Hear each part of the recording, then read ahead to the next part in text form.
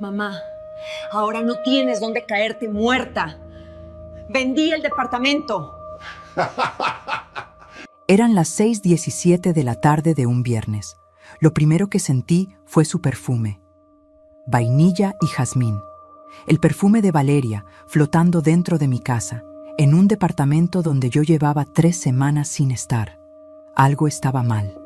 Lo supe antes de verlo. Un frío pequeño, casi imperceptible, que me subió desde las manos hasta los hombros. El cuerpo sabe cosas que la mente todavía no ha procesado. Y entonces las vi.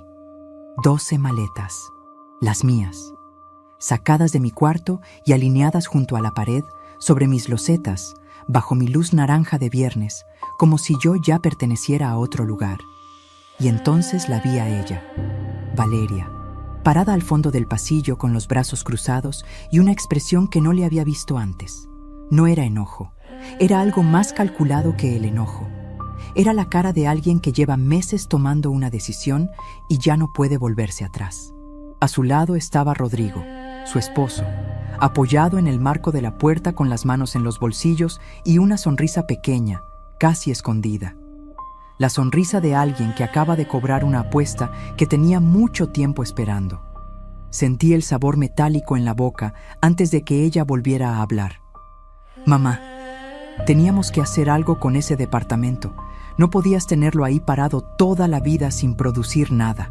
Producir nada.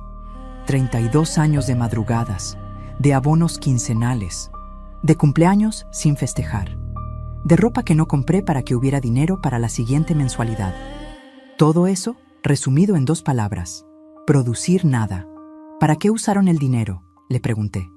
Mi voz sonó serena, más serena de lo que yo misma esperaba. Rodrigo cambió de posición. Doña Patricia, así son los tiempos. El dinero parado no trabaja.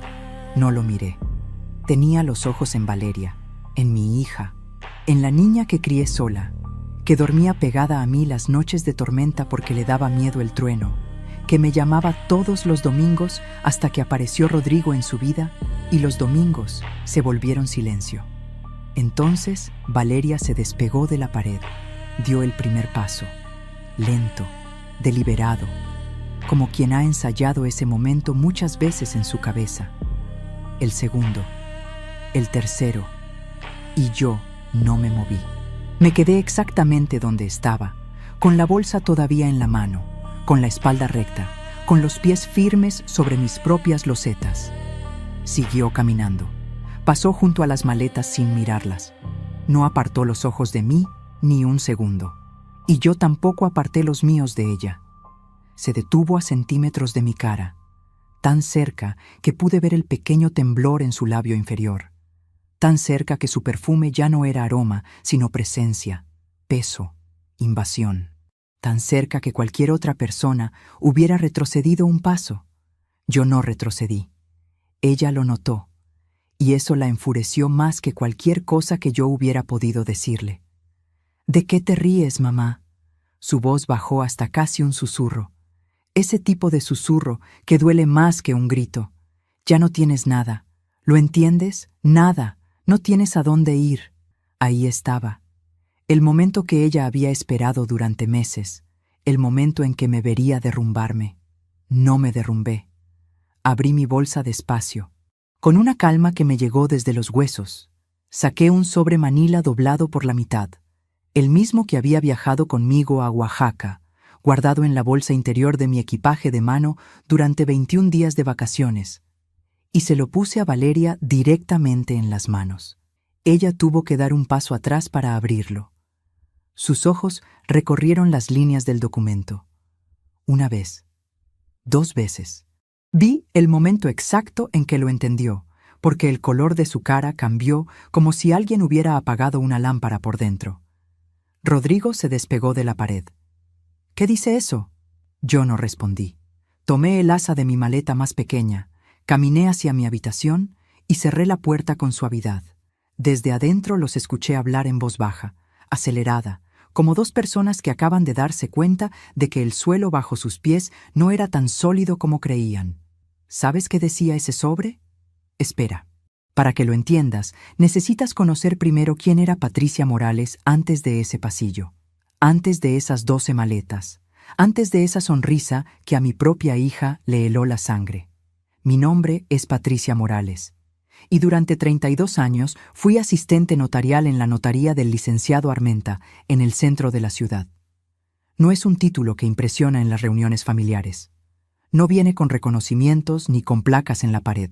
Pero 32 años rodeada de escrituras, contratos de compraventa y testamentos te enseñan algo que no está en ningún manual. Cómo protegerse antes de que alguien decida hacerte daño. Y también te enseñan a reconocer, con una precisión que no se aprende en ninguna escuela, cuando alguien ya tomó esa decisión y solo está esperando el momento. Eso lo aprendí a los 22 años, cuando una señora llegó a la notaría llorando porque su hijo había vendido su casa aprovechando una firma que ella creyó que era para otra cosa. La señora tenía 71 años, 3 bolsas del mandado y ningún lugar a donde ir. Me quedé mirándola desde mi escritorio, con los documentos en la mano, y entendí algo que nunca olvidé. Los papeles no tienen sentimientos. Los papeles solo dicen la verdad. La gente miente, improvisa, olvida. Los documentos, no. Desde ese día guardé los míos con mucho cuidado. ¿Sabes cuántos años antes de esa tarde, antes de esas 12 maletas, ya tenía yo todo documentado? Pero eso lo entenderás en su momento. El departamento de la Colonia del Valle lo empecé a pagar cuando Valeria tenía 4 años. No fue una decisión romántica, fue una decisión de supervivencia. Acababa de separarme del padre de Valeria, un hombre con la habilidad extraordinaria de encontrar razones para no estar cuando se le necesitaba, y me quedé sola, una niña de 4 años, un trabajo de asistente notarial, y la certeza de que nadie iba a construir mi futuro si yo no lo hacía. Así que lo construí. Le di el primer abono al departamento el 8 de marzo de 1993. Lo recuerdo porque era Día de la Mujer y quise que esa fecha significara algo más que el calendario. El enganche me costó lo que había ahorrado en 2 años. Me quedé con 4,000 pesos en la cuenta y una llave que todavía no abría nada, porque el edificio apenas iba por el 3er piso. Pero era mío. Esa noche, con Valeria dormida en el cuarto de al lado, saqué la llave de mi bolsa y la puse sobre la mesa del comedor. La miré un buen rato. No abría ninguna puerta todavía, pero era la primera cosa en mi vida adulta que no le debía a nadie más que a mí misma. Cada quincena, sin falta, antes de pagar cualquier otra cosa, separaba el abono del departamento, antes del gas, antes de la despensa, antes de la ropa escolar. Hubo meses en que Valeria y yo cenábamos frijoles con arroz 4 noches seguidas, porque el dinero no alcanzaba para más. Ella nunca se quejó. Tenía la costumbre de decir que los frijoles de su mamá eran los mejores del mundo, y lo decía tan convencida que yo casi le creía. Le di 12 años de abonos a ese departamento. Le di las vacaciones que nunca tomé. Le di los viajes que cancelé antes de reservarlos. Le di el vestido que no compré, los zapatos que no estrené, los domingos que no descansé. Le di todo lo que tenía y todo lo que no tenía. Y el 14 de octubre del 2005, el licenciado Armenta me puso en las manos una escritura con mi nombre completo en la línea de propietaria. Patricia Elena Morales Sandoval. Sola, sin ningún otro nombre, sin ninguna otra firma. Lloré en el carro 2 horas seguidas. No de tristeza, de alivio, porque por primera vez en 12 años tenía algo en este mundo que nadie podía quitarme. O eso creí. Valeria creció en ese departamento desde los 16 años. Era una niña brillante, cariñosa, con la risa fácil y la costumbre de canturrear mientras hacía la tarea. Los domingos desayunábamos juntas sin falta, huevos con epazote, café con leche y 2 horas hablando de todo y de nada. Esos domingos eran mi religión.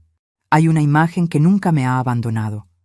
Valeria con la taza entre las 2 manos, los codos apoyados en la mesa, contándome algo con los ojos brillantes, como si cada historia suya fuera la más importante del mundo.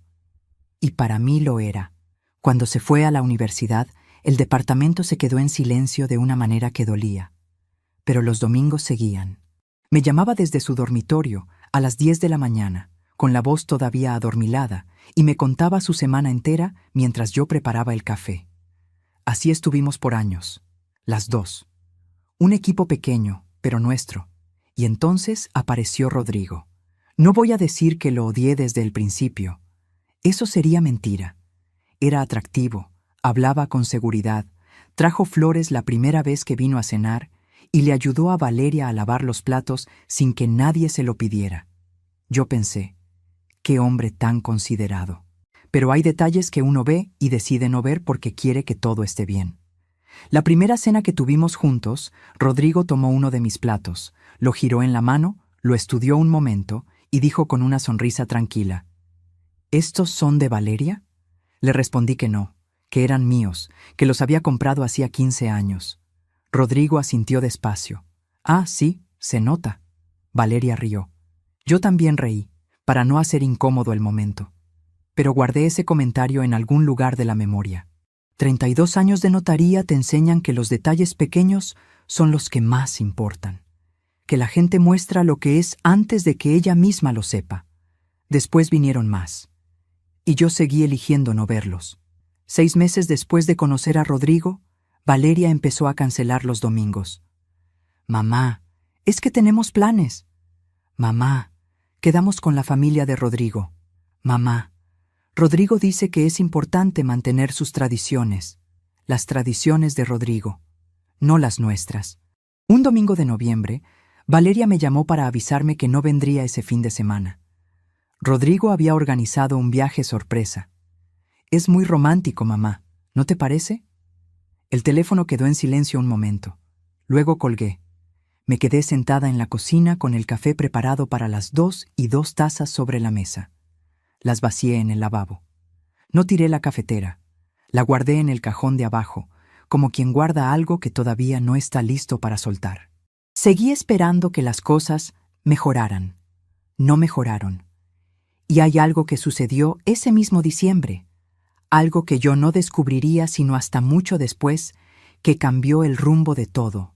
Algo que Rodrigo y Valeria nunca supieron que yo terminaría sabiendo. Pero antes de contarte eso, necesito que sepas lo que pasó la noche en que Rodrigo me pidió, por primera vez, que pusiera el departamento a nombre de Valeria. Era un miércoles de mayo, año y medio después de que empezaran a salir.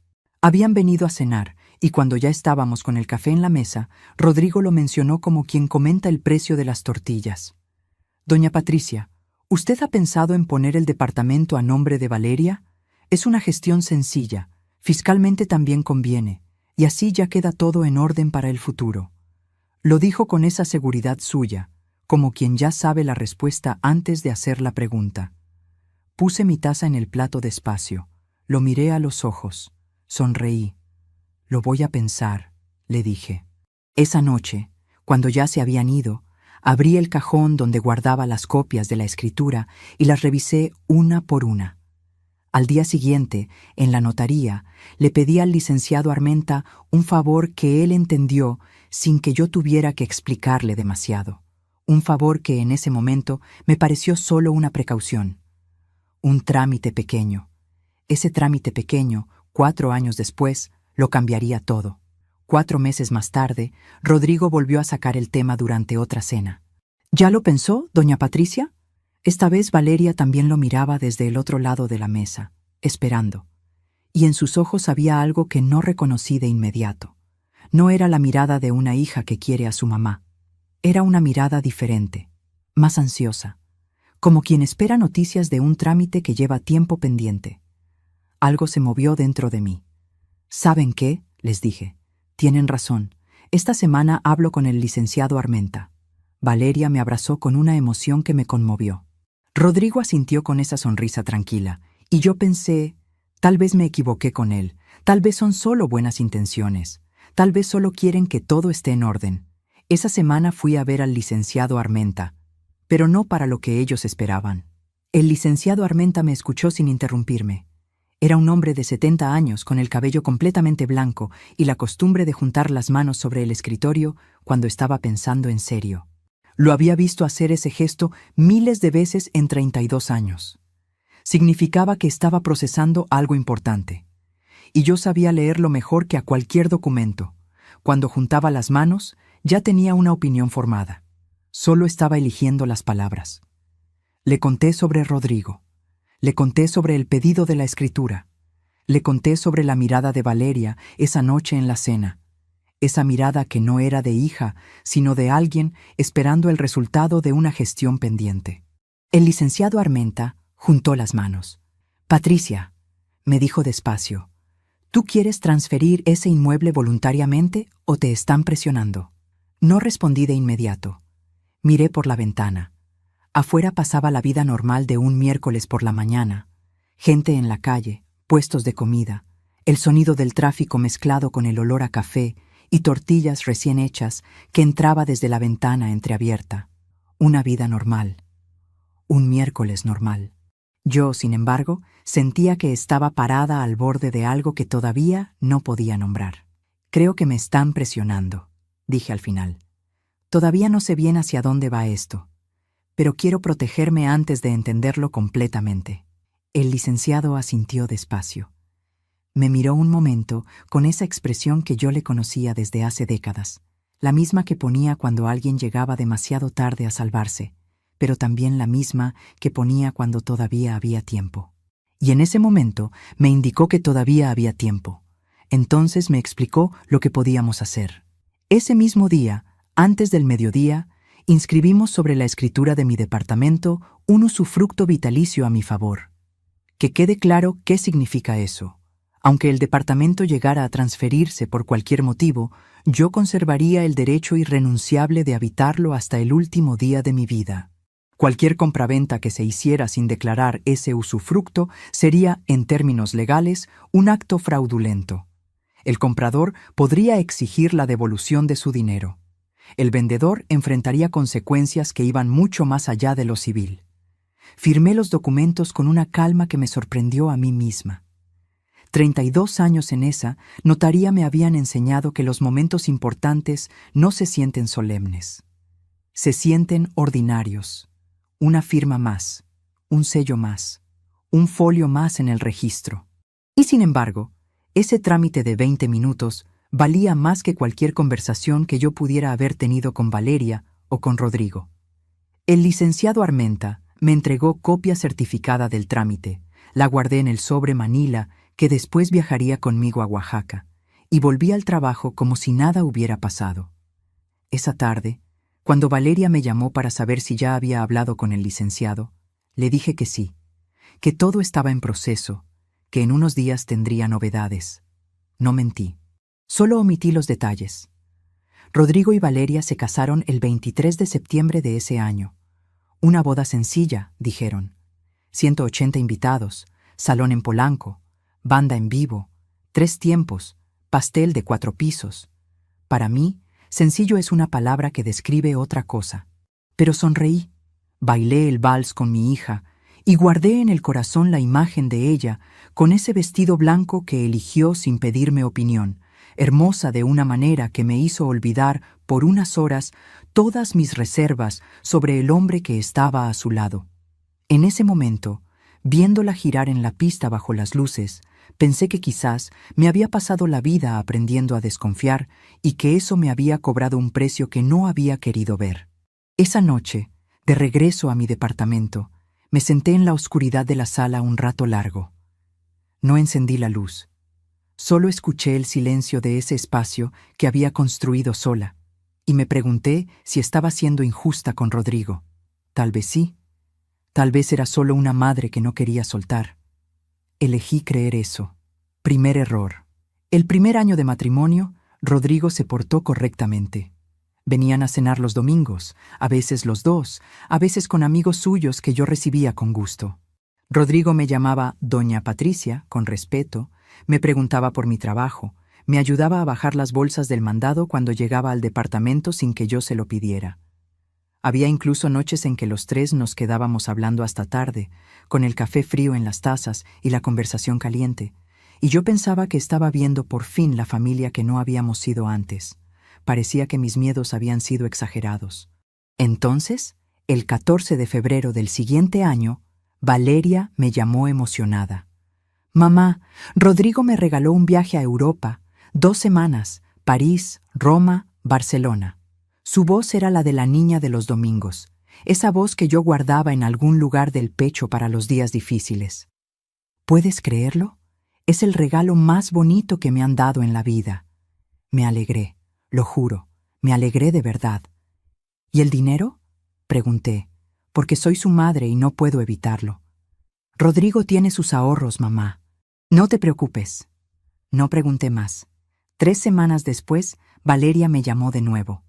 Esta vez su voz era diferente. Mamá, ¿me puedes prestar 20,000 pesos? Es que el viaje salió más caro de lo esperado y quedamos con el saldo de la tarjeta un poco apretado. Primero el viaje, después la deuda. Me tomé unos segundos antes de responder. No porque dudara en ayudar a mi hija. Eso nunca estuvo en discusión, sino porque reconocí el patrón con la misma claridad con que reconocía un contrato mal redactado. Primero el gesto generoso que crea la deuda emocional, luego la solicitud que llega cuando la guardia ya bajó. Le presté los 20,000 pesos. Me dijo que me los regresaría en 2 meses. Pasaron 4, pasaron 8. El tema no volvió a aparecer en ninguna conversación. Guardé el comprobante de la transferencia en una carpeta azul que empecé a usar desde ese día. No sé por qué lo guardé. Instinto, quizás. 32 años en una notaría te entrenan para documentar todo sin necesitar una razón. Solo faltaban 15 días para que Valeria entendiera lo que significaba esa carpeta. Pero volvamos a lo que pasaba entre medias. El segundo año de matrimonio fue diferente. Rodrigo empezó a ausentarse. Valeria me llamaba menos. Los domingos que antes eran sagrados, ahora dependían de si Rodrigo tenía o no tenía compromisos familiares con los suyos, sus suyos. Como si Valeria no tuviera familia propia, que también contaba. Un domingo de marzo, Valeria me llamó a las 11 de la mañana. Mamá, hoy no puedo ir. Rodrigo invitó a sus papás y hay que estar. ¿Y yo?, pregunté. No para reclamar, para entender. Silencio corto. ¿Tú estás bien, mamá? Tú siempre estás bien. Colgué. Preparé el café para una sola taza. Me lo tomé mirando el jardín interior del edificio desde la ventana de la cocina. El mismo jardín donde Valeria jugaba de niña. El mismo árbol de bugambilia que ella insistía en regar aunque no era su responsabilidad. Sentí algo que no era tristeza exactamente. Era algo más quieto, más hondo. Era el reconocimiento lento, casi suave, de que estaba perdiendo algo que no iba a poder recuperar de la misma manera. Pero lo que vino después de eso fue lo que no vi venir. 4 meses más tarde, Rodrigo apareció solo en mi puerta un sábado por la tarde, sin Valeria. Traía una botella de vino y una sonrisa más abierta que de costumbre. Valeria está con sus amigas. Yo quería venir a platicar con usted, doña Patricia. Siento que no nos conocemos bien y eso es culpa mía. Me sorprendió. Lo invité a pasar. Abrimos el vino. Rodrigo me contó de su infancia, de su madre, de los sacrificios que ella había hecho para sacarlo adelante. Me habló con una calidez que yo no le conocía. Hasta rió de sí mismo en un par de momentos. Era encantador de una manera que exigía esfuerzo no creerle, y yo estaba cansada de hacer ese esfuerzo. Salió de mi casa 3 horas después, y yo me quedé pensando que tal vez había cometido el error de juzgarlo demasiado rápido. Que tal vez ese hombre sí quería a mi hija. Que tal vez podíamos construir algo diferente entre los 3. Esa semana le compré un libro de su autor favorito y se lo mandé con Valeria. Me mandó un mensaje de WhatsApp ese mismo día. Gracias, doña Patricia. Esto significa mucho para mí. Creí en ese mensaje. Lo creí de verdad. Segundo error. El más caro de todos. Porque 3 semanas después de esa tarde con el vino y la conversación cálida y el mensaje de WhatsApp, pasó algo que lo cambió todo. Algo que no debía haber escuchado, pero que escuché. Y que no debía haber olvidado, pero que intenté olvidar. Valeria había dejado una videollamada abierta por accidente. Yo estaba del otro lado, esperando que alguien contestara cuando escuché las voces. La voz de Rodrigo, nítida. Para cuando ella se dé cuenta, ya no habrá nada que hacer. Solo tienes que mantenerla contenta un poco más. Y la voz de Valeria. Un silencio. Y luego, sí, nada más. Colgué sin decir nada. Me quedé sentada en la silla de mi escritorio con el teléfono todavía en la mano. La pantalla tardó 30 segundos en apagarse. Los conté, uno por uno, con una calma que me asustó a mí misma. 30 segundos en los que no pensé en nada y lo pensé todo al mismo tiempo. En el vino del sábado, en el mensaje de WhatsApp, en la botella de su autor favorito que yo había pagado con mi quincena, en cada momento en que elegí creer porque quería que fuera cierto. Y entonces, en vez de llamar de vuelta, en vez de confrontar, en vez de hacer lo que cualquier persona hubiera hecho en ese momento, abrí el cajón de mi escritorio, saqué la carpeta azul y guardé la fecha exacta de lo que acababa de escuchar. 17 de agosto, las 4:22 de la tarde. No sé bien por qué lo anoté. 32 años documentando vidas ajenas, supongo, te convierte en alguien que anota lo que importa antes de entender del todo por qué importa. Así que lo anoté y lo guardé. Y cerré la carpeta con la misma calma con que cerré cualquier expediente en esos 32 años. ¿Sabes cuántas páginas tenía esa carpeta para cuando llegué a Oaxaca? A veces, quienes más nos hacen daño son precisamente los que más esfuerzo hicieron por ganarse nuestra confianza. ¿A ti también te ha pasado? ¿Alguna vez confiaste en alguien que después resultó ser muy diferente a lo que te mostró? Cuéntamelo en los comentarios. Quiero leer tu historia. Necesito saber que no fui la única en pasar por esto. Y si estás escuchándome desde lejos y sientes que esta historia te habla de algo que tú también has vivido, deja tu comentario. Cada palabra que escribes me ayuda a saber que vale la pena seguir contando. Pero volvamos a Rodrigo. Porque lo que vino después de esa llamada fue mucho peor que cualquier cosa que yo hubiera imaginado en ese momento. Decidí no decir nada. Y sé que eso puede sorprenderte. Puede que estés pensando, Patricia, ¿por qué no confrontaste a tu hija en ese momento? ¿Por qué no llamaste de vuelta y le preguntaste qué significaba eso? Lo pensé durante toda esa noche. Me fui a la cama y no dormí hasta las 3:14 de la madrugada, mirando el techo de mi cuarto, con la voz de Rodrigo repitiéndose en la cabeza. Para cuando ella se dé cuenta, ya no habrá nada que hacer. Solo tienes que mantenerla contenta un poco más. Esa frase me daba vueltas, no por lo que decía, sino por lo que no decía, por los espacios en blanco que yo no podía llenar todavía. ¿Qué era lo que iban a hacer? ¿Cuándo? ¿Hasta dónde llegaba el plan? ¿Cuánto tiempo llevaban hablando de mí de esa manera, con esa calma, como si fuera un asunto de logística? Confrontarlos en ese momento significaba mostrar mis cartas demasiado pronto. Significaba darles la oportunidad de ajustar el plan, de borrar pistas, de actuar más despacio y con más cuidado.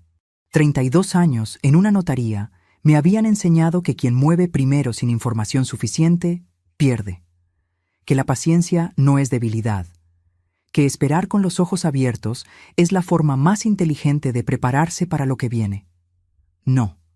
Si iba a actuar, tenía que saber exactamente qué era lo que estaban planeando. Así que guardé silencio y observé. Los siguientes 3 meses fueron los más extraños de mi vida. Por fuera, todo seguía igual. Valeria me llamaba, Rodrigo me saludaba con respeto, venían a cenar de vez en cuando. Yo seguía siendo la misma doña Patricia de siempre, atenta, servicial, con la mesa puesta y el café listo. Pero yo los miraba diferente. Ya no buscaba señales de cariño, buscaba señales del plan, y las encontré. La primera fue sutil. Una tarde de octubre, Valeria me preguntó si yo tenía pensado hacer algo diferente con el departamento. Lo dijo mientras lavaba los platos después de la cena, de espaldas a mí, con una casualidad demasiado estudiada. El agua corría, el estropajo raspaba el fondo de la cazuela, y su voz salió en el mismo tono con que se comenta el clima. ¿A qué te refieres?, pregunté. No sé, mamá. Si en algún momento quisieras venderlo o rentarlo para tener un ingreso extra, ya estás en edad de descansar. En edad de descansar. Tenía 58 años. Seguía trabajando. Seguía cargando mi propio mandado. Seguía subiendo las escaleras cuando el elevador fallaba, pero según Valeria, ya estaba en edad de descansar. Me pregunté cuántas veces habría ensayado esa frase con Rodrigo antes de decírmela. Me pregunté si él estaba en la sala, escuchando, esperando mi respuesta.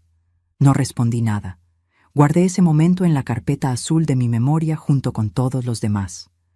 2 semanas después, encontré la segunda señal. Estaba buscando un documento en la computadora de la sala, una que Valeria usaba cuando venía, y sin querer abrí una carpeta que no debía abrir. No lo hice con intención, fue un clic equivocado. Pero lo que vi me heló las manos. Era un correo borrador, sin enviar, dirigido a una agencia inmobiliaria. Describía mi departamento, metros cuadrados, número de recámaras, ubicación, condiciones generales. Con una precisión que no viene de haber visitado el lugar una vez, venía de haberlo medido, de haberlo pensado, de haberlo imaginado como propio durante mucho tiempo. Al pie del correo, una línea que decía: la propietaria no estará disponible para visitas hasta marzo. Confirmaremos fecha de apertura del proceso. Marzo. Me levanté de la silla, fui a la cocina, me serví un vaso de agua, bebí despacio. La propietaria. Así me llamaban en ese correo. No mi mamá, no doña Patricia. La propietaria. Como si yo fuera un obstáculo administrativo en un proceso que ya estaba en marcha. Mis manos no temblaban. Eso me sorprendió. Pensé que iban a temblar. No temblaron. Regresé a la computadora, volví a dejar todo como estaba y fui a mi cuarto a buscar la carpeta azul. Para entonces ya tenía 16 documentos guardados. El comprobante del préstamo de los 20,000 pesos. Las fechas de los domingos cancelados, anotadas en un cuaderno pequeño. La nota del 17 de agosto con la frase que escuché por accidente. Y ahora, la descripción del departamento en ese borrador. 16 pruebas de algo que todavía no tenía nombre completo, pero que yo ya reconocía con la misma claridad con que reconocía un contrato mal redactado. Por lo que faltaba, no por lo que decía. 17 documentos a partir de ese día. Y seguí guardando. Lo que vino en noviembre fue lo que más me costó sostener en silencio. Rodrigo y Valeria habían organizado una cena en casa de los papás de Rodrigo. Una reunión familiar, dijeron, para celebrar algo que nunca me quedó del todo claro. Una cena en su casa, familiar, solo los más cercanos. Me invitaron 3 días antes, casi como un aviso, no como una invitación real. Pero fui, porque soy la madre de Valeria y eso no cambia aunque me traten como una visita de segunda. Llegué puntual. Traía un regalo envuelto con cuidado, un rebozo de seda que había comprado especialmente, de esos que tardan semanas en llegar porque los hacen a mano en Oaxaca. No era barato. Pero lo elegí con cariño, pensando en doña Esperanza, pensando en hacer las cosas bien, en ser la persona que intenta, aunque el intento no lo vea nadie. La sala estaba llena de flores, arreglos grandes, de floristería cara, de esas flores que huelen demasiado fuerte y cuestan demasiado para durar solo 3 días. Había una barra de bebidas, meseros de uniforme, música en vivo desde el jardín. Una cena familiar, habían dicho. Me pregunté si la familia de Rodrigo usaba siempre esa palabra para describir cosas que costaban lo que a mí me costaba 2 meses de abonos.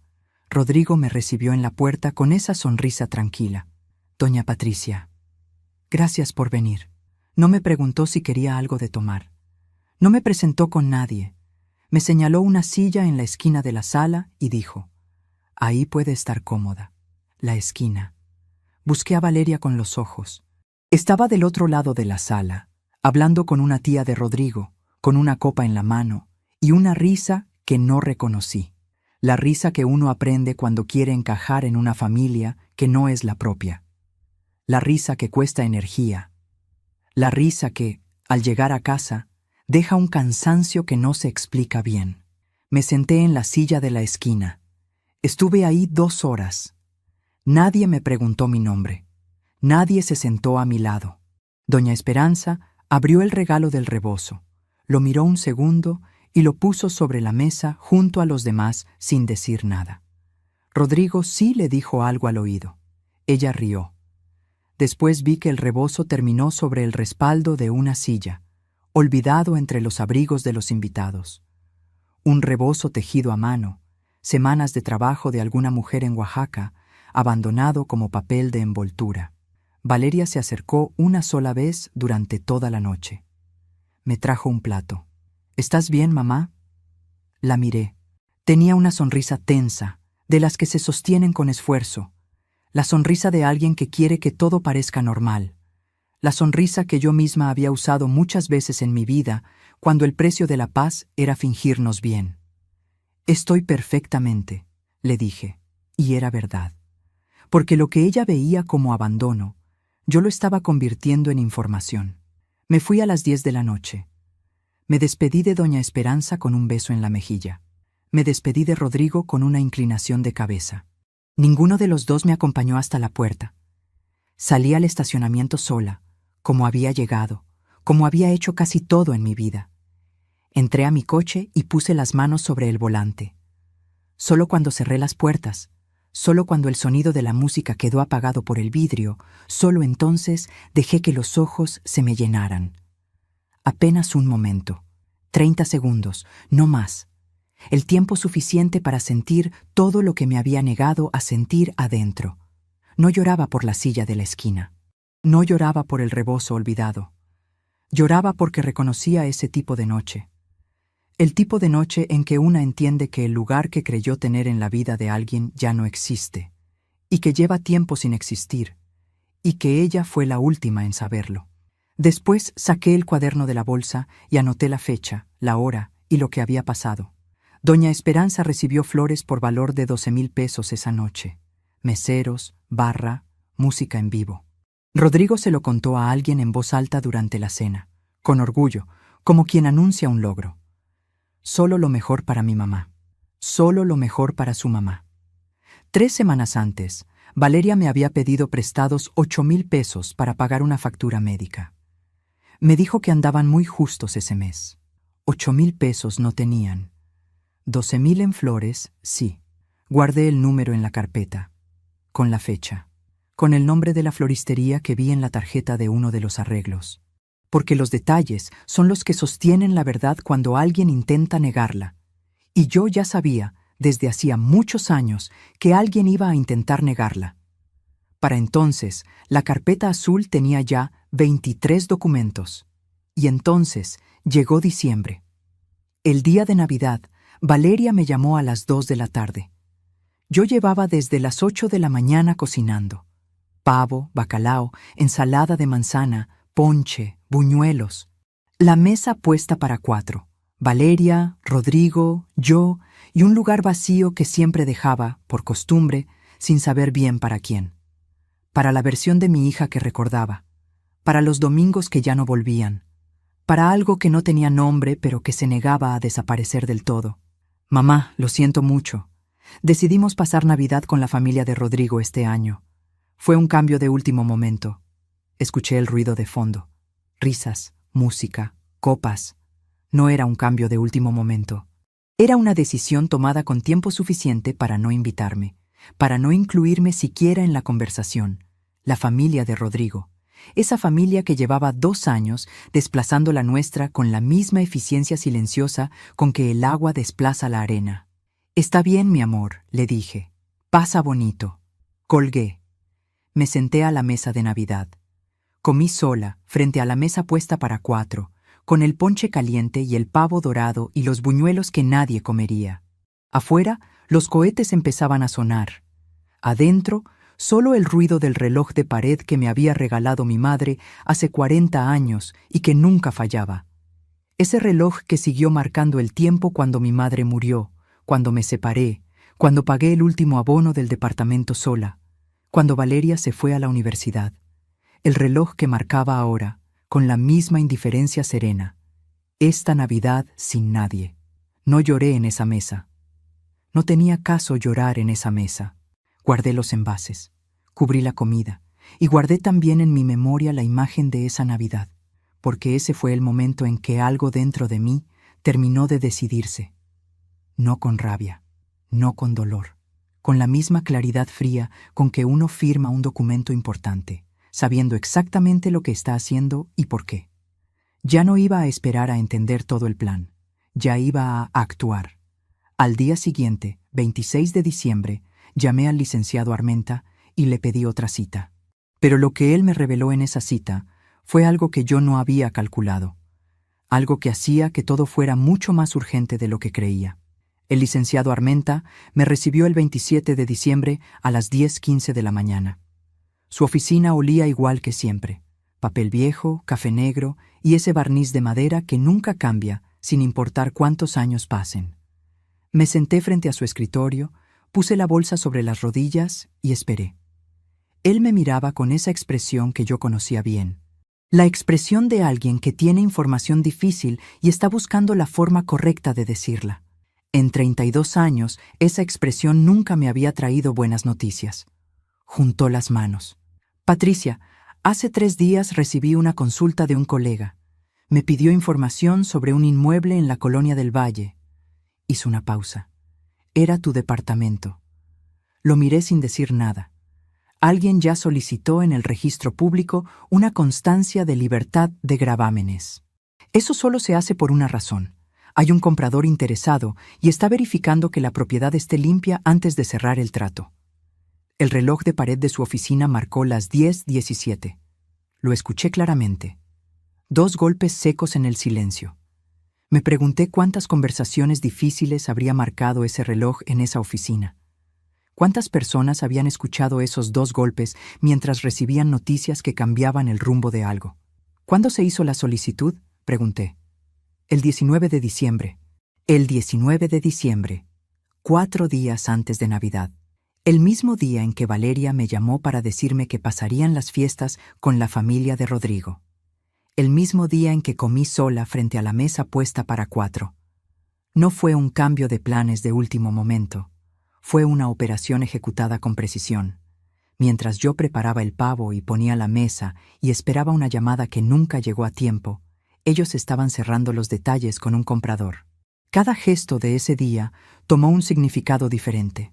La llamada a las 2 de la tarde, el ruido de fondo, las risas, las copas, no celebraban Navidad, celebraban otra cosa. El licenciado Armenta siguió hablando.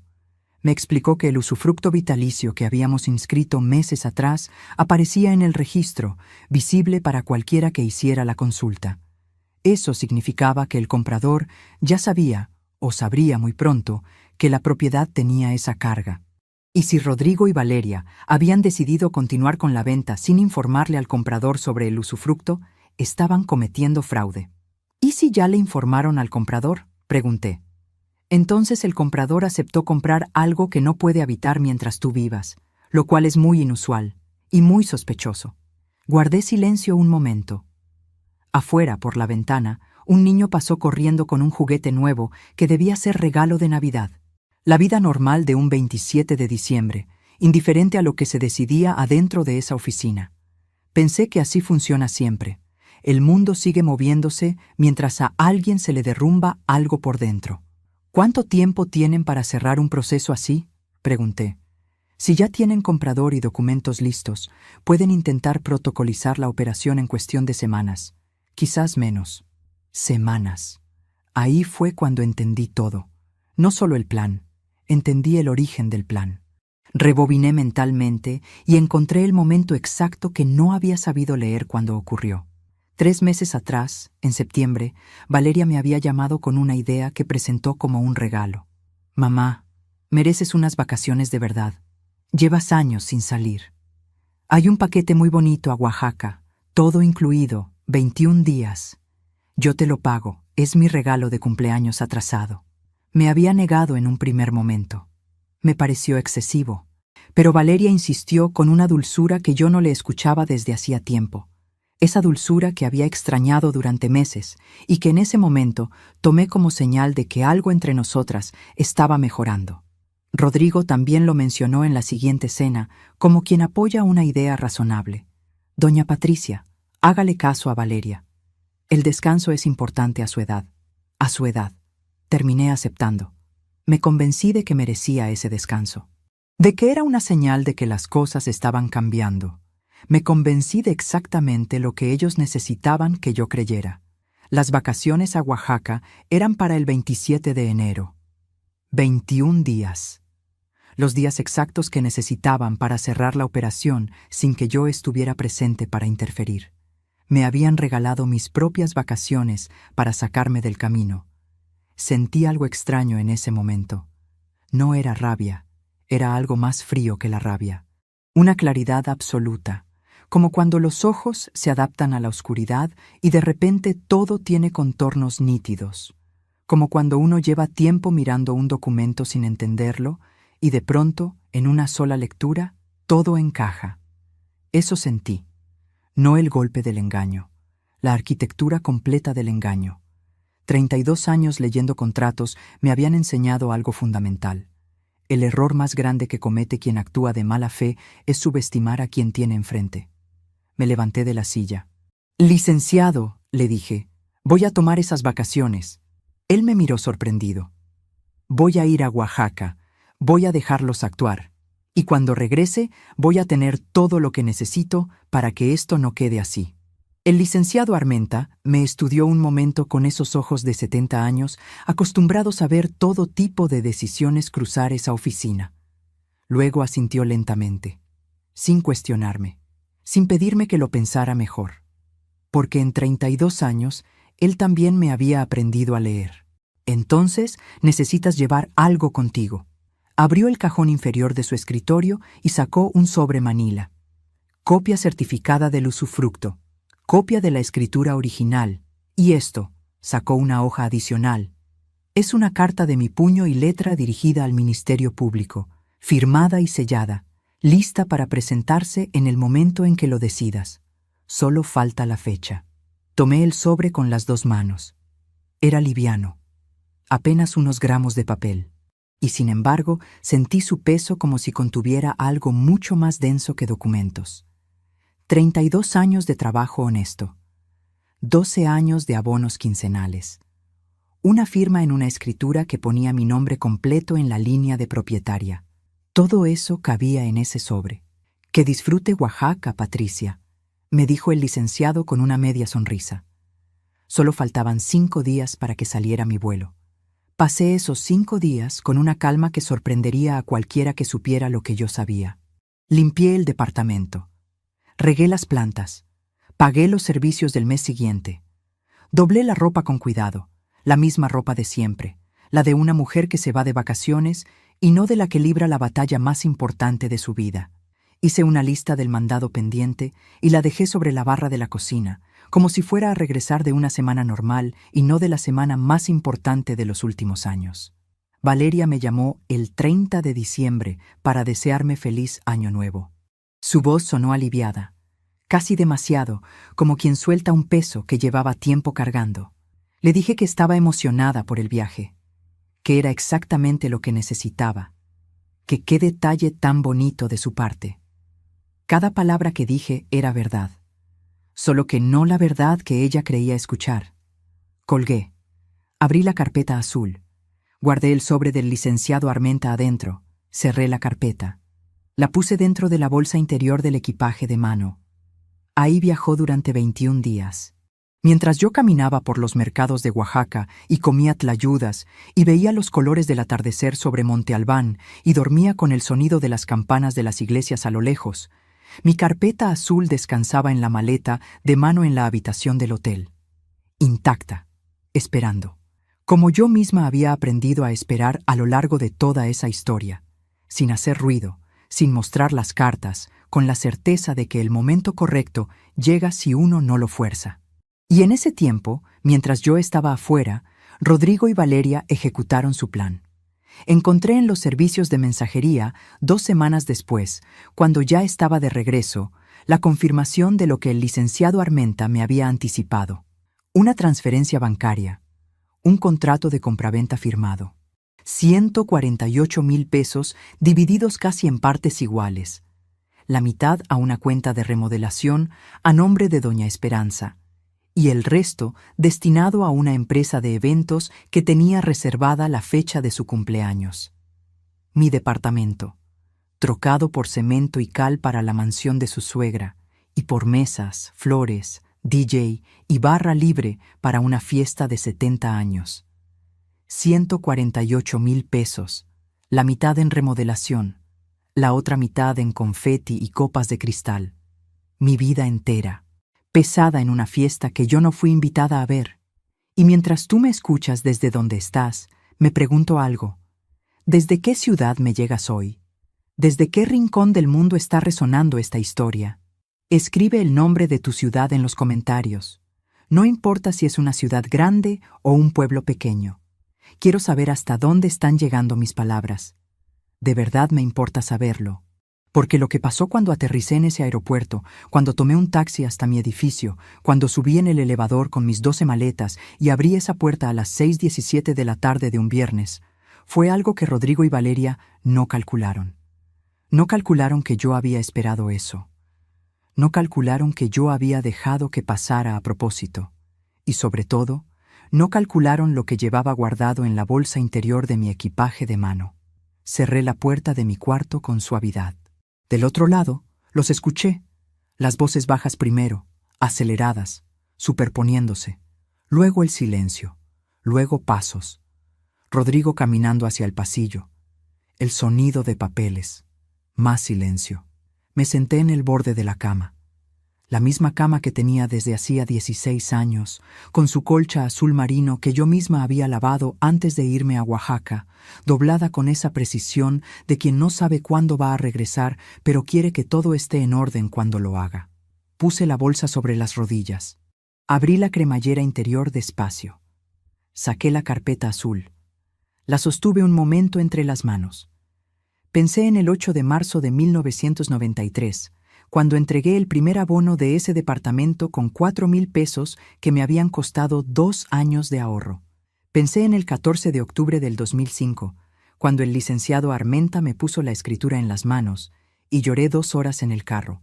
Pensé en todos los frijoles con arroz, en todos los cumpleaños sin pastel, en todos los viajes cancelados antes de reservarlos.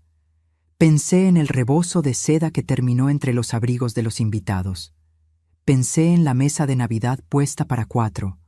Pensé en la voz de Rodrigo. Para cuando ella se dé cuenta, ya no habrá nada que hacer. Abrí la carpeta. Adentro estaba todo.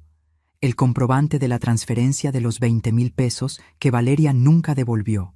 La nota del 17 de agosto con la frase que escuché por accidente en la videollamada abierta. Las fechas de los domingos cancelados, 11 en total, anotadas con letra pequeña en el cuaderno verde que guardé desde el primer año de matrimonio de Valeria. El comprobante del gasto de la floristería de la fiesta de Doña Esperanza. 12,000 pesos en flores, mientras me pedían prestados 8,000 para una factura médica. La descripción del correo borrador que encontré por accidente en la computadora de la sala. La constancia de la consulta al registro público del 19 de diciembre que el licenciado Armenta había gestionado obtener. Y al fondo, cuidadosamente doblado, el sobre manila del licenciado Armenta. La copia certificada del usufructo vitalicio. La copia de la escritura original a mi nombre. Y la carta firmada y sellada, lista para presentarse ante el Ministerio Público. Solo le faltaba la fecha. Tomé el bolígrafo que siempre cargo en la bolsa lateral. Lo destapé. Escribí la fecha en la línea correspondiente de la carta con una letra firme, sin dudarlo un segundo. En ese momento tocaron la puerta. 3 golpes, suaves. Los golpes de quien pide permiso, no de quien exige entrada. Los golpes de Valeria. No respondí. Mamá. Su voz desde el otro lado. Mamá, por favor, necesitamos hablar. Seguí en silencio. Mamá, sé que estás enojada. Tienes razón en estarlo. Pero esto tiene solución. Todo tiene solución. Una pausa. Rodrigo dice que podemos encontrar la manera de arreglarlo, que puede hablar con el comprador para revisar las condiciones, que si tú quieres, podemos... Valeria. Mi voz sonó serena desde adentro, tan serena que ella dejó de hablar de golpe. Esta noche no. Silencio del otro lado. Mañana hablaremos. Escuché sus pasos alejarse. Luego la voz de Rodrigo, más baja, preguntando algo. La voz de Valeria respondiendo algo que no pude descifrar. Luego el sonido de la sala, el chirrido del sillón, el murmullo continuo de dos personas calculando en voz baja lo que les convenía decir al día siguiente. Guardé todo de vuelta en la carpeta. Guardé la carpeta en la bolsa. Y por primera vez en 21 días me recosté en mi propia cama. El techo era el mismo de siempre. La grieta pequeña en la esquina derecha que nunca me decidí a reparar porque me parecía que le daba carácter al cuarto. La mancha de humedad que apareció hace 3 inviernos y que traté con pintura especial sin resultado definitivo. Pequeñas imperfecciones que solo conoce quien ha dormido en ese cuarto suficientes noches. Eran las 8:43 de la noche cuando apagué la luz. No dormí de inmediato. Pero tampoco estuve despierta de angustia, como esa noche del 17 de agosto, cuando conté los segundos mirando el techo. Esta vez el insomnio era diferente. Era el insomnio de quien está por cruzar una línea que sabe que no tiene regreso. Me pregunté si estaba haciendo lo correcto. No me pregunté si tenía razón. Eso ya lo sabía. Me pregunté si estaba preparada para las consecuencias de tener razón en voz alta, delante de un juez, con documentos firmados y sellados. Me pregunté cómo se sentiría Valeria cuando entendiera el tamaño de lo que había hecho. No el tamaño legal, el tamaño humano.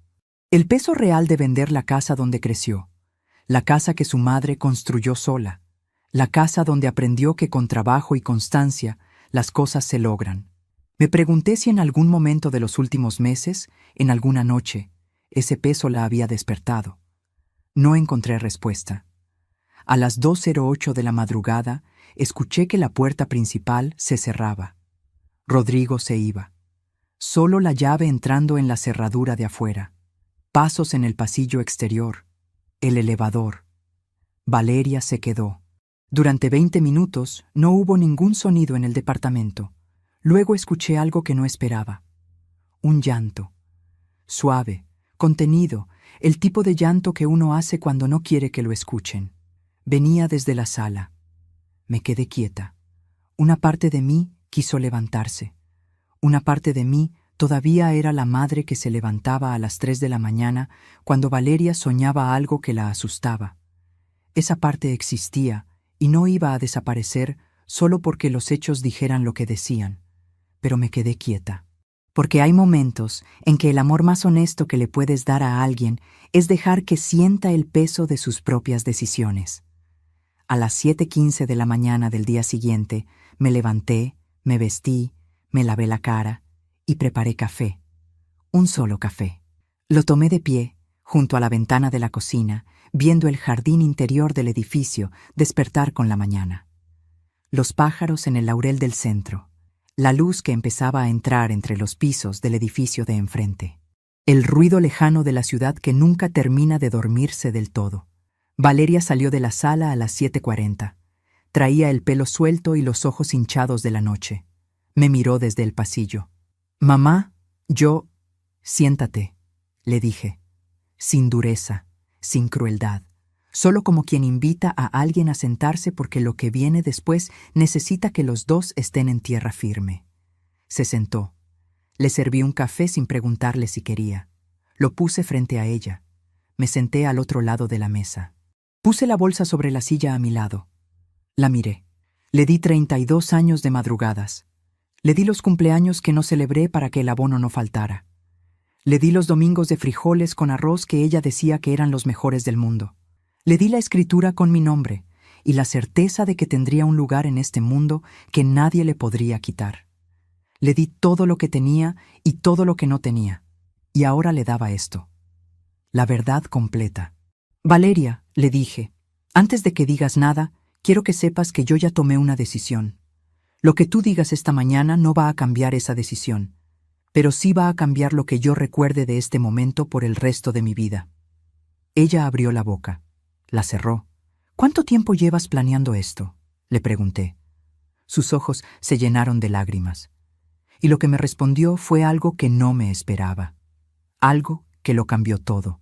no porque cambiara lo que había pasado, sino porque me obligó a ver algo que yo no había querido ver durante meses. Mañana sería el día en que presentaría la carta del licenciado Armenta ante el Ministerio Público. Pero esa mañana, sentada frente a mi hija con el café entre las manos y la carpeta azul sobre la silla a mi lado, todavía tenía una última pregunta que necesitaba responder. Valeria tardó en responder. No porque estuviera buscando palabras. Lo supe por la manera en que bajó los ojos hacia el café, por la manera en que las manos le temblaron apenas al sostener la taza. Era el temblor de alguien que lleva mucho tiempo cargando algo que pesa demasiado y que ya no tiene fuerzas para seguir cargándolo solo. Rodrigo me dijo que si no lo hacíamos, perderíamos la casa, dijo al fin. Su voz era pequeña, casi irreconocible. Que tenía una deuda que no podíamos pagar, que si no conseguíamos ese dinero antes de febrero, vendrían a embargar. Que era la única salida. Me quedé en silencio. Me dijo que tú nunca lo entenderías, que si te lo contaba, te pondrías del lado de los abogados y no del nuestro, que una madre de verdad no dejaría que su hija perdiera todo. Una pausa. Sus ojos seguían en el café. Yo sé que eso no está bien, lo sé, mamá, pero tenía miedo. Tenía miedo. La miré. Vi a mi hija de 4 años que dormía pegada a mí las noches de tormenta. Vi a la niña que cantaba mientras hacía la tarea. Vi a la joven que me llamaba los domingos desde su dormitorio universitario con la voz todavía adormilada.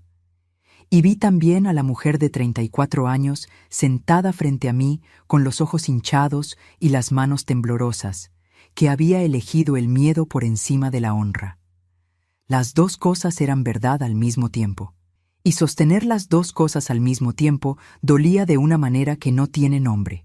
¿Sabes lo que hiciste?, le pregunté, sin levantar la voz, sin apartar los ojos de ella. Asintió.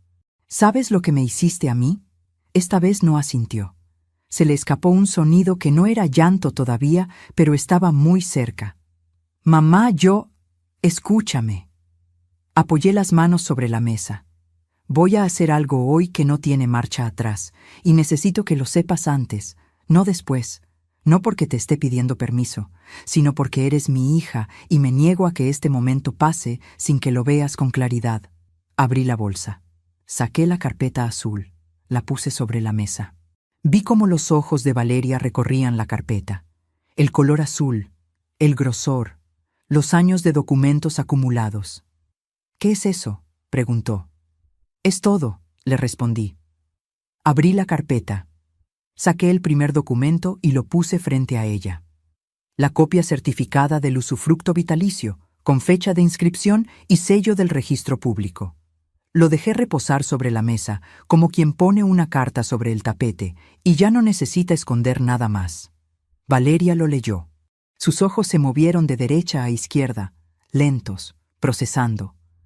Vi el momento exacto en que llegó a la cláusula que decía que cualquier compraventa realizada sin declarar el usufructo constituía un acto fraudulento perseguible penalmente. El color le cambió en la cara. Mamá, su voz era un hilo. El comprador que Rodrigo encontró, dije con calma, pagó por algo que no puede usar mientras yo viva. Eso lo convierte a él en víctima de un fraude. Y a los dos, a Rodrigo y a ti, en responsables de ese fraude. Pero nosotros no sabíamos del usufructo, Valeria. La miré. El usufructo está inscrito en el registro público desde hace años. Cualquier operación de compraventa requiere revisar ese registro. El notario que protocolizó la venta tenía obligación de señalarlo. Si no lo hizo, también tiene responsabilidad. Pero eso no los libra a ustedes. Silencio.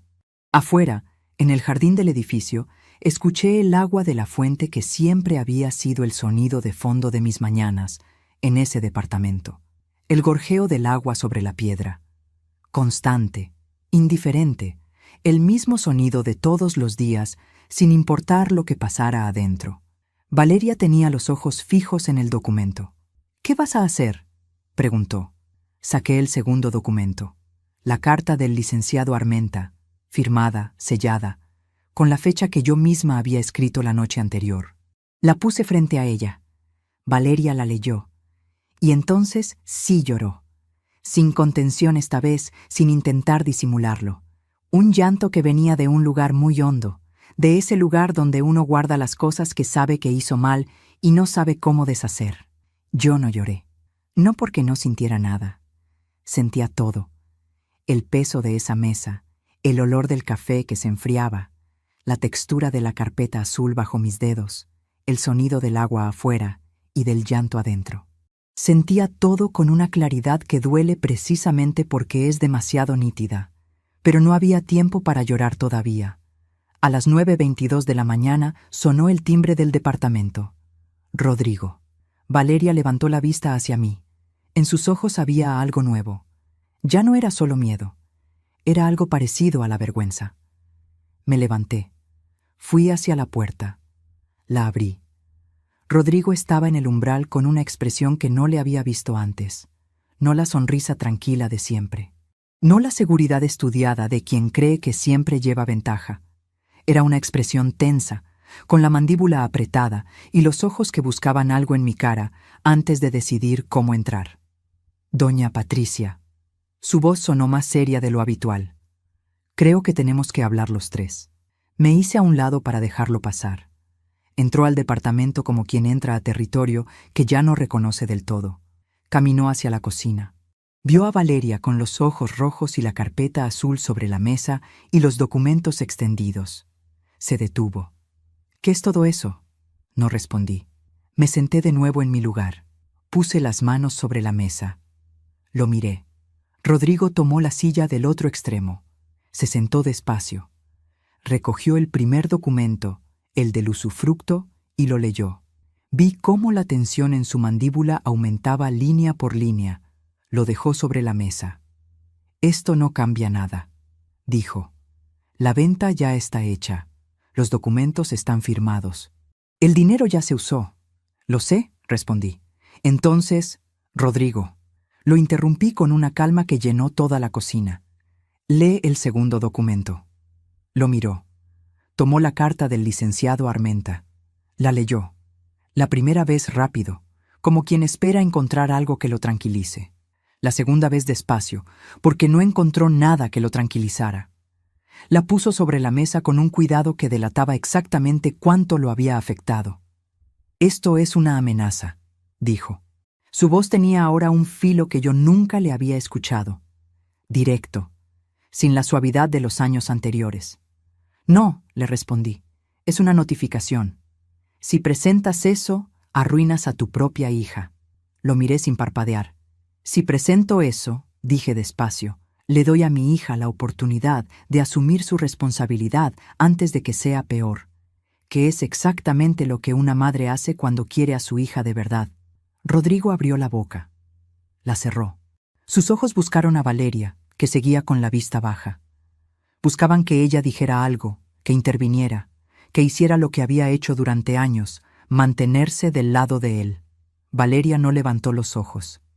Y en ese silencio, en ese segundo en que Rodrigo entendió que no tendría el apoyo que esperaba, vi algo que nunca pensé que vería en ese hombre. Vi miedo, no el miedo pequeño de quien recibe una mala noticia, el miedo grande, el miedo de quien construyó algo sobre una base que creía sólida y acaba de ver la primera grieta correr de arriba abajo sin poder detenerla. Me levanté de la silla, tomé la bolsa, guardé los documentos en la carpeta. Guardé la carpeta en la bolsa con el mismo cuidado con que la había guardado durante 21 días de vacaciones. Crucé la cocina. Tomé las llaves del colgador junto a la puerta. ¿A dónde vas?, preguntó Rodrigo. Me puse el abrigo despacio. Abroché el primer botón, el segundo, el tercero. A hacer lo que tengo que hacer, respondí. Y salí. La notaría del licenciado Armenta quedaba a 16 minutos de mi departamento en transporte público. Ese día los caminé, no porque no tuviera dinero para el camión, sino porque necesitaba ese aire. Esa mañana fría de enero con el sol todavía bajo entre los edificios, la banqueta húmeda de rocío, el olor a pan recién hecho saliendo de una panadería en la esquina de Insurgentes. Caminé despacio, con la bolsa cruzada al pecho y la carpeta azul adentro, y pensé en cada uno de los pasos que habían traído hasta ese momento. 32 años de pasos, todos en la misma dirección, todos para llegar aquí. El licenciado Armenta me estaba esperando. No le había avisado que iba, pero estaba ahí, sentado detrás de su escritorio con el café servido para dos, como si supiera que ese sería el día. ¿Lista?, me preguntó. Desde hace mucho, le respondí. Pusimos la denuncia ante el Ministerio Público a las 11:47 de la mañana. Yo había llevado todo, la carpeta azul completa, la copia certificada del usufructo, la escritura original, el comprobante de la consulta al registro público del 19 de diciembre, los registros bancarios de la transferencia, el contrato de compraventa que el licenciado Armenta había logrado obtener a través de sus contactos en el registro. 29 documentos en total, cada uno con su fecha, cada uno con su contexto. 32 años de trabajo en una notaría me habían enseñado que un expediente bien armado no deja espacios para la interpretación, solo para la verdad. El agente del Ministerio Público revisó todo en silencio. Era un hombre joven, de unos 30 años, con una expresión de concentración que agradecí. No me interrumpió. No me hizo preguntas innecesarias. Cuando terminó de leer, me miró. «Señora Morales», dijo, «esto está muy bien documentado». 32 años en una notaría, le respondí. Asintió, y comenzó a redactar. Lo que vino después se movió con una velocidad que yo no esperaba. El licenciado Armenta me había explicado que los casos de fraude inmobiliario con documentación sólida se procesan con más agilidad que otros, porque no hay ambigüedad sobre los hechos. Y tenía razón. 48 horas después de presentada la denuncia, el comprador fue notificado. Su nombre era el señor Fuentes, un hombre de 52 años que había comprado mi departamento creyendo que la transacción era limpia. Cuando el Ministerio Público lo contactó y le explicó la situación, la reacción fue inmediata. Exigió la nulidad de la venta y la devolución íntegra de su dinero. 148,000 pesos, completos, con intereses, y entonces salió a la luz lo que Rodrigo había escondido durante todo ese tiempo. La deuda que supuestamente justificaba vender mi departamento no era una deuda doméstica. No era una hipoteca atrasada ni facturas acumuladas. Era una deuda con un prestamista privado, contraída 18 meses atrás, a una tasa de interés que había crecido de manera exponencial. Para cuando Rodrigo le contó a Valeria que estaban en peligro de perderlo todo, el monto real de la deuda era de 230,000 pesos. Con el dinero de mi departamento solo alcanzaba para cubrir una parte. Rodrigo había calculado que con eso tendría tiempo suficiente para renegociar el resto, que el comprador tardaría meses en descubrir el usufructo, si es que lo descubría, que para entonces el dinero ya estaría fuera de su alcance. No calculó la carpeta azul. La investigación también reveló algo más. Algo que el licenciado Armenta me presentó en persona, en su oficina, 3 días después de presentada la denuncia, con las manos juntas sobre el escritorio y esa expresión que yo ya conocía tan bien. El notario que había protocolizado la venta conocía la existencia del usufructo. Estaba en el registro. Era imposible que no lo hubiera visto. Pero había protocolizado la venta de todos modos, omitiendo esa información en el contrato. El licenciado Armenta creía que había un acuerdo entre ese notario y Rodrigo, y que ese acuerdo tenía un precio. Lo que comenzó como una denuncia por fraude inmobiliario se convirtió en una investigación con 3 implicados: Rodrigo, Valeria y el notario que había facilitado la operación. Esa tarde, cuando llegué a mi departamento, encontré a Valeria sentada en el pasillo exterior con una bolsa pequeña a sus pies. No había llave. Rodrigo se la había llevado. Me miró desde el piso con unos ojos que yo no sabía si eran de mi hija o de una desconocida que tenía su misma cara. Abrí la puerta. Me detuve en el umbral. «¿Dónde está Rodrigo?», pregunté. Se fue. Su voz era plana, vacía de la manera que se vacía algo cuando ya no queda nada que guardar adentro. Esta mañana llegaron 2 hombres a la casa. Dijeron que venían del prestamista, que el plazo había vencido. Rodrigo salió a hablar con ellos y no volvió. Me quedé quieta. Mamá. Sus ojos se llenaron de algo que no era solo llanto. Era algo más parecido a la comprensión tardía, ese momento en que uno entiende de golpe todo lo que no quiso ver cuando tenía tiempo de verlo. Creo que nunca lo conocí de verdad. No respondí de inmediato. Entré al departamento. Fui a la cocina. Puse agua a calentar. Saqué 2 tazas, las puse sobre la mesa. Y entonces, desde la puerta abierta, le dije: «Entra». Valeria entró. Se sentó en la misma silla de la mañana anterior, con la misma bolsa pequeña entre los pies y los mismos ojos rojos. Pero algo había cambiado en ella. La tensión de los últimos meses, esa tensión que yo había visto crecer sin poder nombrarla, había cedido. En su lugar quedaba algo más frágil pero más honesto. Le serví el té. Me senté frente a ella. Y es aquí donde tengo que preguntarme algo, y necesito que tú también te lo preguntes. Porque yo estuve parada en ese momento, con las 2 tazas de té sobre la mesa, y mi hija frente a mí, y tuve que tomar una decisión que nadie puede tomar por uno. ¿Hasta dónde llega el amor de una madre? ¿Hasta dónde llega la justicia? ¿Son lo mismo, o son cosas distintas que a veces se cruzan y a veces se separan sin remedio? Yo tenía en mis manos una denuncia activa con el nombre de mi hija, una denuncia que podía llevar a consecuencias muy serias para ella. Y tenía también frente a mí a la mujer de 34 años, que era la misma niña que aprendió a caminar agarrada de mi mano y que dormía pegada a mí las noches de tormenta. ¿Qué habrías hecho tú en mi lugar? No te pido que juzgues, te pido que lo pienses de verdad. Porque esa pregunta no tiene una respuesta fácil y cualquiera que diga que sí la tiene, nunca ha estado en ese momento. Deja tu respuesta en los comentarios. Necesito saber qué piensas. Lo que decidí, lo decidí sola. En ese silencio de cocina con el té caliente y las manos frías y la carpeta azul guardada en la bolsa a mi lado. Llamé al licenciado Armenta.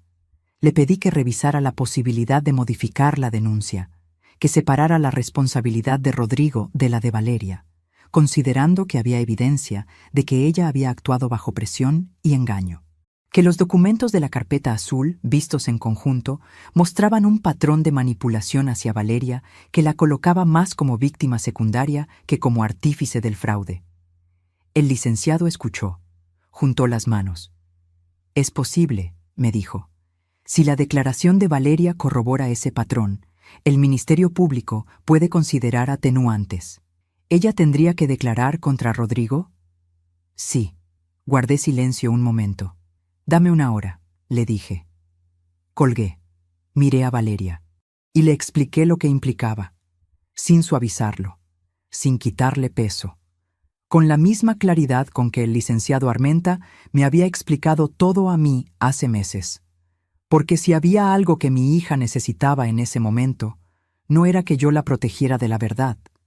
Era que alguien le hablara con respeto suficiente para decírsela completa. Valeria escuchó. No interrumpió. Cuando terminé, tomó la taza de té con las 2 manos, la sostuvo un momento y dijo: «¿Cuándo hay que ir?» Esa tarde, a las 4:15 de la tarde, Valeria entró al Ministerio Público y dio su declaración. Habló durante casi 2 horas. Contó todo desde el principio, la deuda que Rodrigo le había ocultado durante 1 año, la manera en que le presentó la venta del departamento como la única salida posible, las frases que usó para convencerla, los miedos que aprovechó, las mentiras que construyó con paciencia y precisión. Contó también la tarde del vino en mi departamento, cuando Rodrigo fue solo a mi casa y regresó diciéndole que yo estaba de acuerdo con la situación en el fondo. Una mentira más. Una de tantas. Cuando salió tenía los ojos secos, no de frialdad, de agotamiento, el agotamiento de quien por fin dejó de cargar algo que no era suyo. Me esperaba en el pasillo. Me miró. «Mamá», dijo, y no terminó la frase. No hacía falta. La abracé, no porque todo estuviera resuelto, no porque el daño no existiera. Lo abracé porque era mi hija y porque el amor no desaparece solo porque duela, y porque hay abrazos que no son perdón todavía, pero son el primer paso en esa dirección. Rodrigo fue detenido 4 días después. No voy a recrearme en eso. Solo diré que las consecuencias fueron proporcionales a lo que hizo, que el señor Fuentes recuperó su dinero a través del proceso legal, y que el notario que había facilitado la operación enfrentó también su propio proceso ante el Colegio de Notarios. Mi departamento nunca dejó de ser mío, porque lo que Valeria vendió, en realidad, nunca fue de ella para vender. El usufructo vitalicio había protegido la escritura desde el principio. La venta era jurídicamente nula. Lo había sido desde el momento en que se firmó, con o sin denuncia, con o sin carpeta azul. Pero sin la denuncia, ese proceso habría tardado años. Con ella, tardó semanas. 32 años en una notaría sirven para algo. La noche en que el licenciado Armenta me llamó para confirmar que el proceso había concluido favorablemente, estaba sentada en la sala de mi departamento con la luz apagada. Era tarde. Las 10:38 de la noche. Afuera, el jardín del edificio estaba quieto. La fuente sonaba igual que siempre. El laurel del centro era una sombra grande y tranquila contra el cielo. Colgué el teléfono. Me quedé en silencio un momento largo.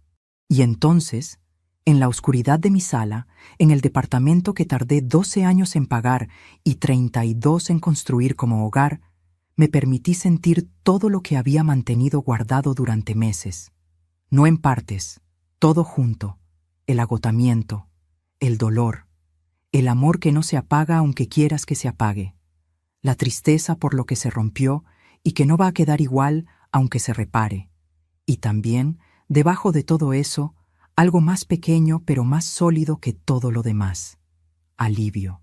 El alivio de quien hizo lo que tenía que hacer y lo hizo bien. Han pasado 11 meses desde esa noche. Sigo viviendo en el departamento de la Colonia del Valle. Las losetas de cantera siguen en su lugar. El espejo de madera oscura sigue en el pasillo. La grieta pequeña en la esquina del techo de mi cuarto sigue ahí, sin reparar, porque a estas alturas ya forma parte del lugar tanto como yo. Algunas cosas cambiaron. El laurel del jardín interior creció tanto este año que ya cubre casi la mitad de la ventana de la cocina por las mañanas. Cambié la colcha azul marino por una de color terracota que vi en un mercado, y que me pareció que era hora de tener algo nuevo. Y los domingos, desde hace 4 meses, vuelvo a preparar café para 2. Valeria viene los domingos, no todos. No siempre a la misma hora.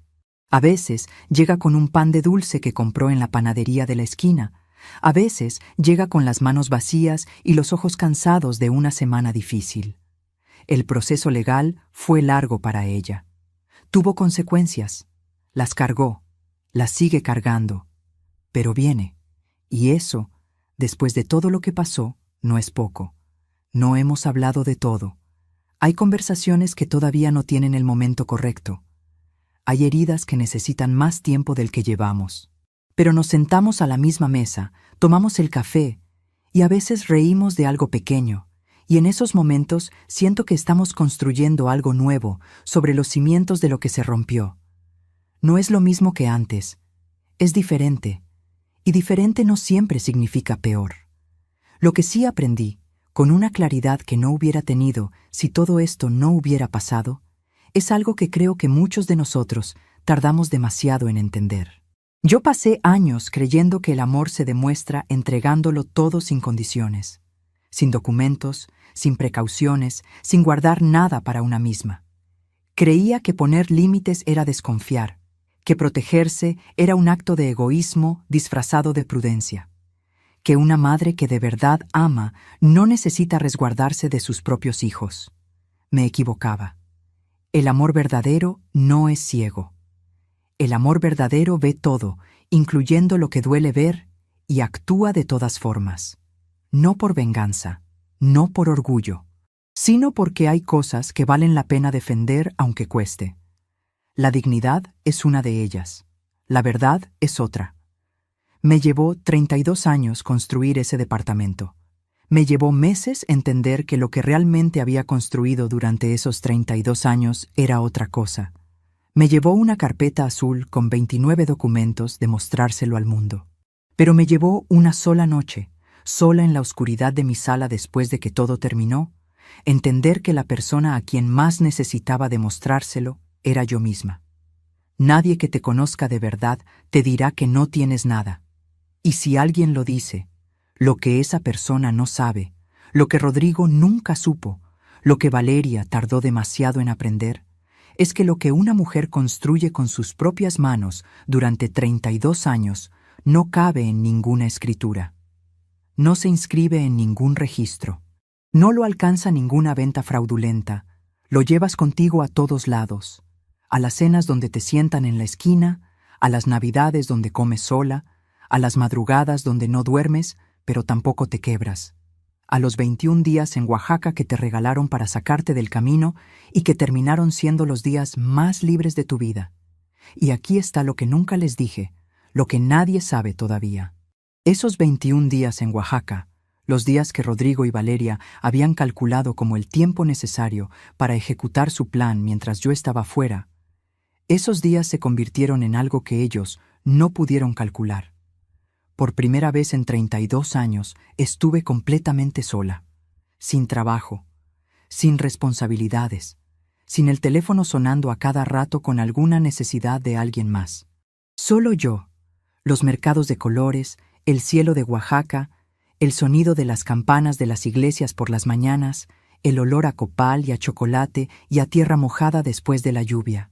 En esos 21 días recordé quién era Patricia Morales antes de ser la madre de Valeria, antes de ser la asistente del licenciado Armenta, antes de ser la señora del departamento de la Colonia del Valle.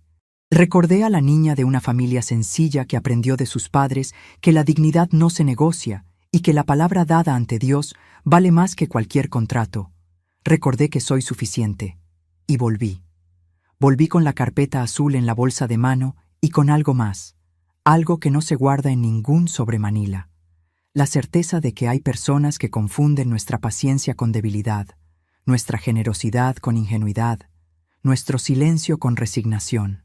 Pero el silencio de una mujer que sabe lo que sabe no es resignación, es estrategia. Esa tarde de viernes, cuando Valeria me miró furiosa y me dijo que ya no tenía nada, yo no le respondí. Y no le respondí porque hay respuestas que no necesitan palabras. Hay respuestas que se entregan en un sobre manila, despacio, con la misma calma con que se construye algo durante 32 años. Hoy, 11 meses después, Valeria y yo estamos sentadas a la misma mesa donde todo se dijo. El café está caliente. El laurel cubre media ventana. El reloj de mi madre sigue marcando el tiempo con esa constancia que tienen las cosas que duran de verdad. Valeria levanta la vista de su taza y me mira. «Mamá», dice, con una voz que reconozco, la voz de los domingos de antes. «Gracias por no rendirte». No respondo de inmediato. Miro el café, miro el laurel, miro el reloj de mi madre, y pienso que hay frases que no necesitan respuesta porque ya llevan la respuesta adentro. Aquella tarde, Valeria me dijo que no tenía nada. Se equivocó. Siempre tuve todo lo que importa.